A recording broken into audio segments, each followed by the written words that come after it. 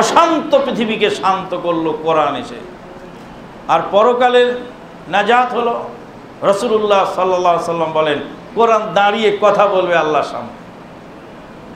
হাসরের ময়দানে মহা মুসিবতের সময় কোরআন তার সাথীর জন্য সুপারিশ করবে, কোরআনের জবান খুলে যাবে, কোরআন কথা বলবে।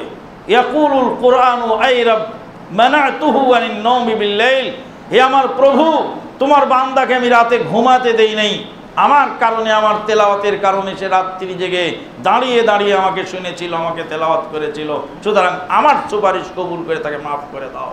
আল্লাহর নবী সাল্লাল্লাহু আলাইহি ওয়াসাল্লাম বলছেন সিয়ামের সুপারিশ কবুল হবে, কোরআনের সুপারিশ কবুল হবে, যারা সিয়াম পালন করেছে তাদেরকেও নাজাত দিয়ে দেওয়া হবে, যারা কোরআন তেলাওয়াত করেছে তাদেরকেও নাজাত দিয়ে। রাসূলুল্লাহ সাল্লাল্লাহু আলাইহি ওয়াসাল্লাম রমাদান মাসে কোরআন তেলাওয়াত করতেন অধিক পরিমাণ। জিবরিল আলাইহিস সালামের সাথে পড়াশোনা করতেন, জিবরিল আলাইহিস সালামকে শোনাতেন, জিবরিল আলাইহিস সালাম আবার রাসূলুল্লাহ সাল্লাল্লাহু আলাইহি ওয়াসাল্লামকে শোনাতেন। এখন তো আমরা কোরআন তো বুঝিও না, বুঝার চেষ্টাও করি। কোরআন যারা রিডিং পড়ে অর্থ বোঝার চেষ্টা করে না, তাদের দৃষ্টান্ত হলো খোসা ছাড়া, খোসা সহ চকলেট চুষার মতো।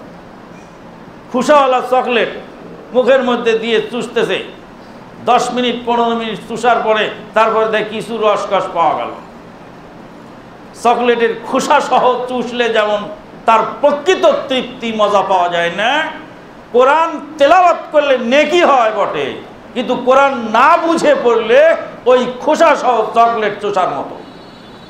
সারা জীবন ধরে মুফতি মুহাদ্দিস হাফেজকারী কোরআন পড়বে, কিন্তু কোরআন বিরোধী ফতোয়া বাজারে দিয়ে বসে থাকে।